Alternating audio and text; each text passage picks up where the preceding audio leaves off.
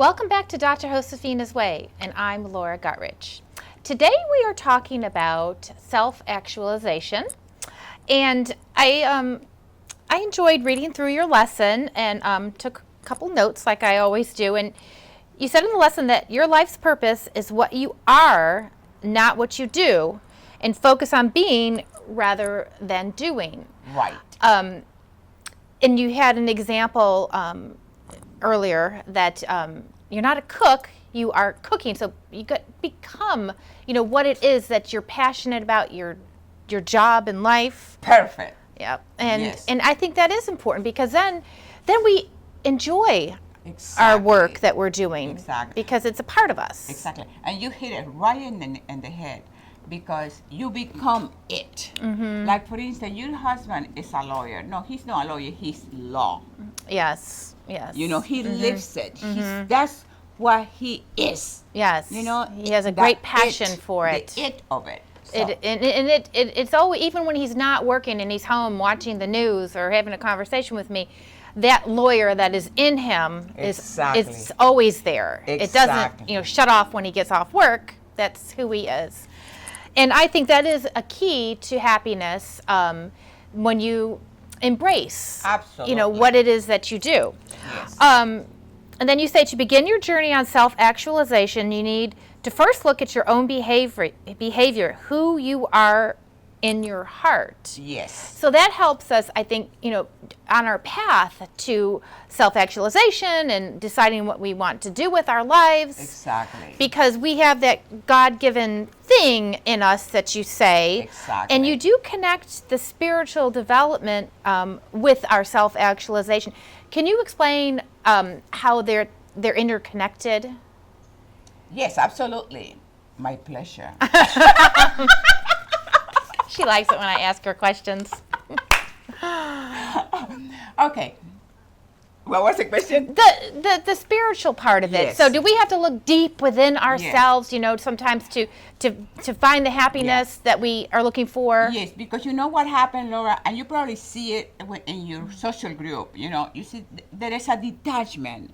There is a separation between what you do every single day in your life, whether it's professionally or at home, and what you present to the world. So what happened when it's a disconnection and there is no what is the word I'm looking for? There is no an alignment with who you truly are, and you're doing this here just because just because you need to make a salary, you need to earn some money to pay the rent, and you're doing this here, but you're not connecting with your talent, with who you are born with a gift. Yes. See, this is the thing. The disconnect is because I'm born with a gift of teaching. If I will be doing nursing, or I will be doing carpentry, or I will be doing biology, I will not be a happy person because that's not my gift. Right. So when your daughter, you can see probably already on her, she has a gift for something. Right. You probably already know that, because you see it in her. Now, Celeste goes and gets into law school. I had a client like that, and she went this client, she went to law school because her family, they all were lawyers. Right. So she became my client, and one time she says to me, Josefina, I hate law. I hate to be a lawyer. Right. I want to be a teacher. You know what happened? She moved to Tampa. She went to school in Tampa. She became a teacher, and she gave up her law practice. Because when you are doing, and that's the inner self. Right. Because that's your essence. It's who you truly are. You are it. And when you are not doing what you are it, you're in trouble. I think you're right about that. I think a lot of people who pick a career solely because their father had that career. Exactly. I mean, sometimes it works out. Exactly. But I think other times, maybe it doesn't work out so well. Exactly. Maybe Celeste wants to be an artist. Right. Exactly. Exactly. She's a free, she's a butterfly. She's into the universe. You know what I mean? Yes. She likes drawings. Exactly. I think she wants to be some type of an architect. That's what she's saying. Exactly. She wants to be an Imagineer at Disney. So. Exactly. But when you are forced into a career, like you said, that you don't have a passion for, I think you might not be happy with that, and you're always being compared, I think, to the other person. And let me tell you, Laura, that person won't be happy, because you cannot be happy when you're contradicting yourself. You know what I mean? You have to live with yourself. You live with Laura Guttridge every single day. I have to live with Josefina. If I will be doing something in front of you to impress you, and then I go home and I'm different, I'm not congruent. Right. I'm not in alignment. Right. And the same thing that can be in a personal life, and it can be in a professional life. That's true. You do have to be congruent in your thoughts and feelings, Behavior.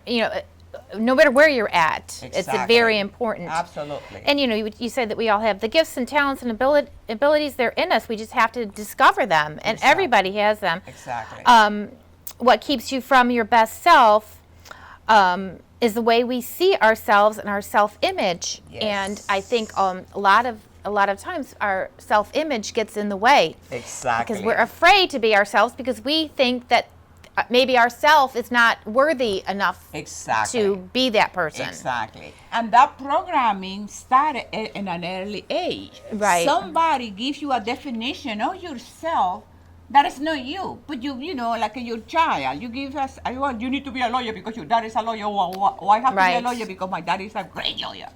No, but your talent is to be an artist. Right. So if I instill in that person, oh, you need to be a lawyer, then of course she's gonna have a self-image that she's gonna have contradicting herself, because she's not honoring who she Right. truly is. And she might be resentful Absolutely, definitely. for that, because Absolutely. everyone deserves to be able to choose their own path.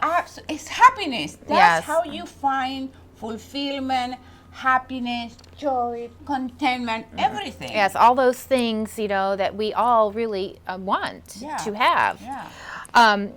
And we need to behave congruently with the image that we are destined to have. But, the first, trick is finding what that image is that we are. But I think if we just do some soul searching and take the time to know ourselves. Exactly. Sometimes people don't take the time to get to know themselves. Exactly. Um, And what you asked in the beginning about that is the spiritual part of it. So how do you really, really, really do that? You need to be time alone. You need to be.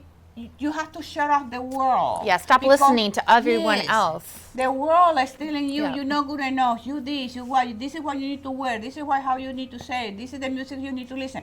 You can't. You get lost. Yes. Because they form it something that you are not, and then you start believing that system, and you start believing that system. Yes. But then at the same time, you don't find happiness. You don't feel great. That's true. You And know? and a lot of times it's not just our family and friends and people that we know that are negatively influencing us.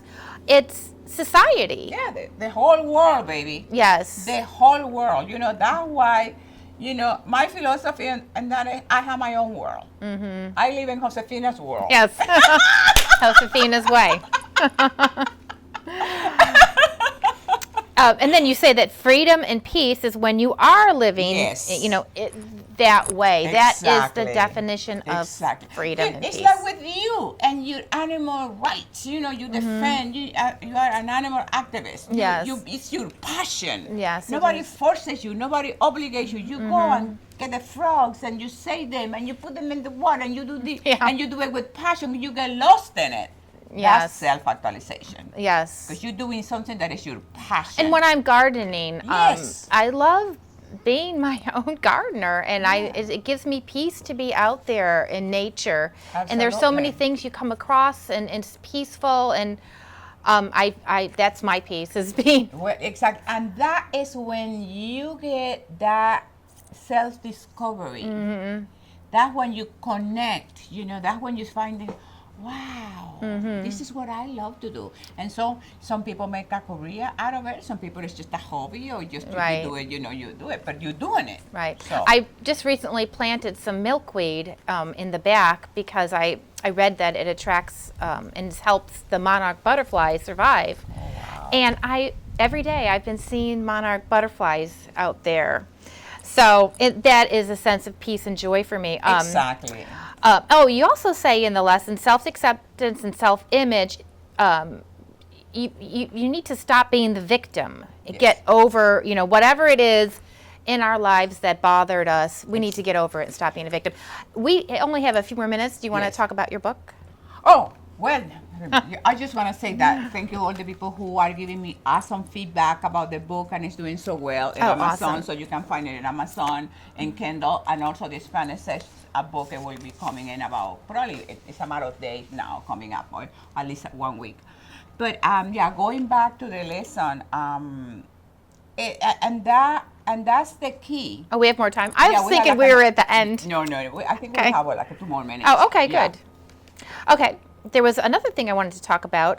You said there's nothing wrong with caring about yourself Yes. because that helps you care for others. So it's not Absolutely. a selfish thing, because if we're not happy and well cared for, how are we going to take care of, the dog or the kid or our husbands or whoever else needs to be, taken care of? Exactly. And that is sometimes people are very cruel with themselves. Yes. They treat themselves poorly. But you don't, and I think it's in that lesson that I said, if you cannot be nice to you, how can you be nice to others? Right. But, there was one thing I wanted to discuss, that some people, think, oh, if you just care about yourself, if you're caring about yourself too much, you're selfish. But that's not true, because we talked about how that helps others. Exactly. But some people stop it there, and they just care about themselves, and they don't care about anyone else. Yeah. And that's where we're getting into the realm of narcissism. Exactly. And that is not good. No, that's not self-actualization, because self-actualization means you have a gift, you have a talent, you have something special about you. You take that gift and you give it.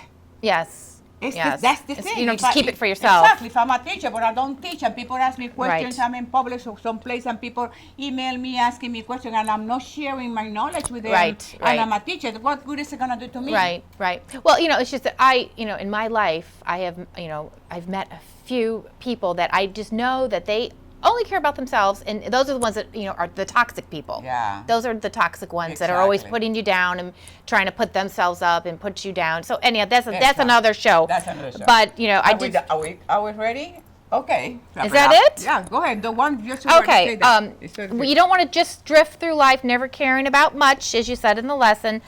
The true feelings of happiness, when we are congruent with our every inner being and all of that good stuff. I'm going to say pow, you say wow. Pow! Wow. I love you.